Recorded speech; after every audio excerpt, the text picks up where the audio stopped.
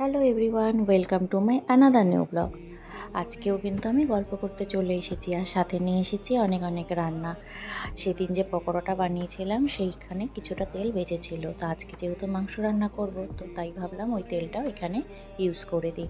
নাহলে ওই তেলটা দিয়ে যদি আমি অন্য কোনো রান্না করি তাহলে একটা স্মেল না থেকেই যায়। তো আমি সবসময় চেষ্টা করি মাছ ভাজার তেলটা মাছে ইউজ করতে এবং মাংসের তেলটা মাংসে ইউজ করতে। আলুটা ভেজে নিচ্ছি আর এবার একটু সর্ষের তেল অ্যাড করে নেব আর দিয়ে দেব দুটো তেজপাতা এবং তিনটে এলাচ। তোমরা চাইলে আরও অনেক বিভিন্ন রকম ফোড়নের জন্য বিভিন্ন মশলা ইউজ করতেই পারো, বাট আমি এই দুটো মশলাই ইউজ করি। কুচিয়ে রেখেছিলাম পেঁয়াজ কুচিগুলোকে ভালো ভালো করে ছাড়িয়ে নিচ্ছি। পেঁয়াজগুলো খুব ভালো মতো ভেজে নেব।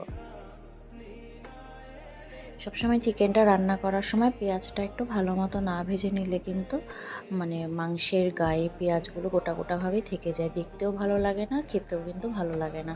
নর্মালি মাটন রান্না করার সময় সব কিছু তেমনভাবে না ভাজলেও হয়। অনেকে একবারেই মাটন পেঁয়াজ রসুন বাটা সব কিছু দিয়ে মাখিয়ে একবারেও বসিয়ে দেয়, আবার অনেকে কিন্তু পেঁয়াজটাকে আমার মতো করে ভেজে নিয়ে তারপরে করে। তো মাটন রান্না করার সময় পেঁয়াজটা আমি হালকা ভাজি, বাট চিকেন রান্না করার সময় পেঁয়াজটাকে আমি খুব ভালো মতো ভেজে নিই।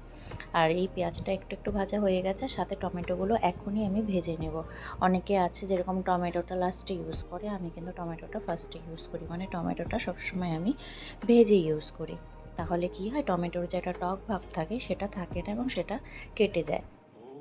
আর এখানে আদা রসুন লঙ্কা বাটা করে রেখেছিলাম, সেটাও কিন্তু এই পেঁয়াজ কুচির মধ্যে দিয়ে মশলাটাকে খুব ভালো মতো কষিয়ে নেব।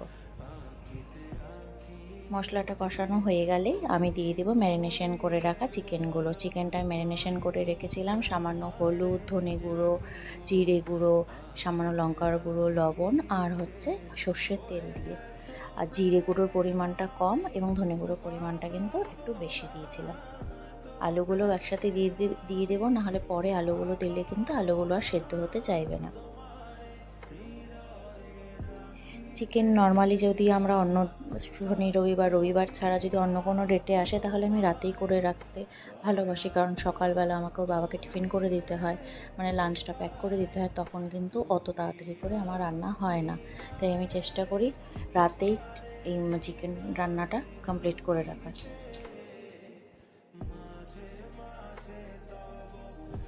মাংসটা কষানো কিন্তু আমার হয়ে গেছে। খুব ভালো মতো কষিয়ে আমি এখানে নর্মাল জল ইউজ করব, চাইলে কিন্তু উষ্ণ জলও ইউজ করা যায়, বাট উষ্ণ জলটা আমি এখন আর সেভাবে করার টাইম পাই না, সময় হয়েও ওঠে না, তাই আমি এখানে নর্মাল জলই ইউজ করছি। মাংসটা একটু ঝোলঝোলই রাখবো। ব্যাস, চিকেন রান্নাটা আমার প্রায় কিন্তু শেষের দিকে, আর শেষে আমি একটু দিয়ে দিচ্ছি গরম মশলার গুঁড়ো। ব্যাস, মাংস রান্নাটা কিন্তু আমার প্রায় হয়ে গেছে। আজকে রাতের ডিনারটা কিন্তু মাংস দিয়েই হয়ে গেছে আমাদের। ব্যাস, পরের দিন সকালে এবার আমাকে লাঞ্চ প্যাক করতে হবে, তার জন্য আমি ভাত চাপিয়ে দিয়েছি আর করব পালং শাক, সমস্ত সবজি দিয়ে, ঘরে যা সবজি আর কি আমার অ্যাভেলেবেল রয়েছে, তো সেই সবজি দিয়ে আমি করে নেব পালং শাক। পালং শাক কিন্তু অনেকেই শাক ভাজা যেভাবে খাই সেভাবেও খাওয়া যায়, অনেকে আলু বেগুন বড়ি দিয়েও ঝোল করে, আবার বিভিন্ন রকম সবজি দিয়েও কিন্তু করা যায়, ঘরে যা যা সবজি অ্যাভেলেবেল রয়েছে সব দিয়েই প্রায় করা যায়। আর পালং শাক কিন্তু আমাদের শরীরের পক্ষেও ভীষণ হেলদি, এই ডায়েটে যদি ডেইলি একটু পালং শাক রাখা যায়, বাচ্চা থেকে বুড়ো সবারই কিন্তু শরীরের জন্য খুবই উপকারী। ব্যাস, রসুনটা ফোড়ন দিয়ে দিলাম আর এখানে দিচ্ছি বেগুন, কুমড়ো, গাজর আর আলু। একটু নুন দেবো আর একটু হলুদ দেবো, একটু নাড়াচাড়া করে ঢাকা দিয়ে রাখবো।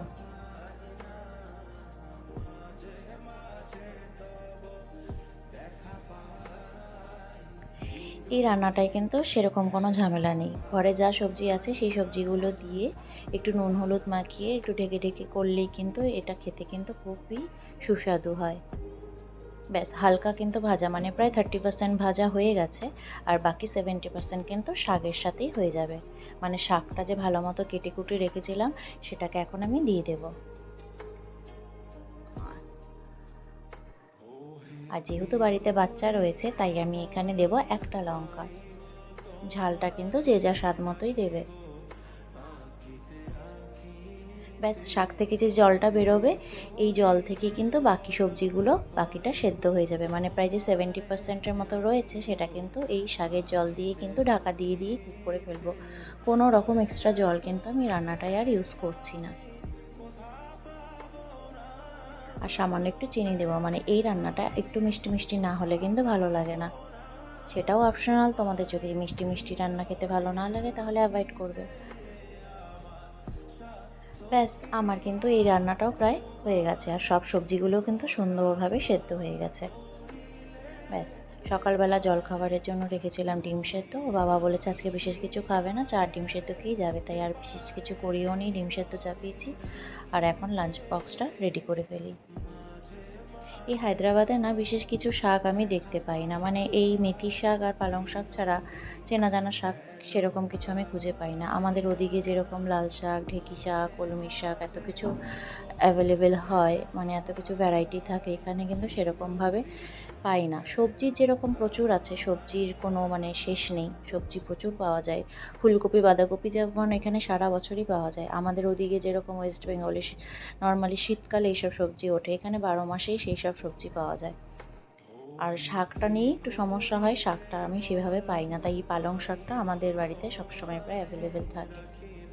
আজকের এই রেসিপি দুটো কেমন লাগলো আমাকে কিন্তু অবশ্যই কমেন্ট বক্সে জানিও, এবং আমার চ্যানেলটি সাবস্ক্রাইব করতে ভুলো না। আর তোমাদের যদি এই ভিডিওটি ভালো লেগে থাকে অবশ্যই একটা লাইক করে দিও। ভালো থাকবে, সুস্থ থাকবে এবং আমার পাশে থাকবে। Bye bye.